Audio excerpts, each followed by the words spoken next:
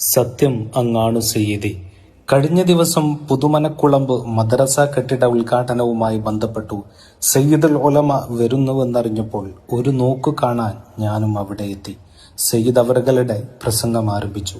നിശബ്ദമായ സദസ്സ്, തികച്ചും അളന്നു മുറിച്ച അർത്ഥമുള്ള വാക്കുകൾ, നിലാവു തോൽക്കുന്ന നിറപുഞ്ചിരിയോടെ ആ നാവിൽ നിന്നുയർന്നു വീഴുന്ന അറിവിന്റെ അലയൊലികൾ, അലക്കി മിനുക്കിയ വാക്കുകളില്ലാത്ത പച്ചയായ പ്രയോഗം, കുറഞ്ഞ സമയം കൊണ്ട് വലിയ സന്ദേശം പകർന്നു നൽകുന്ന പ്രസംഗം.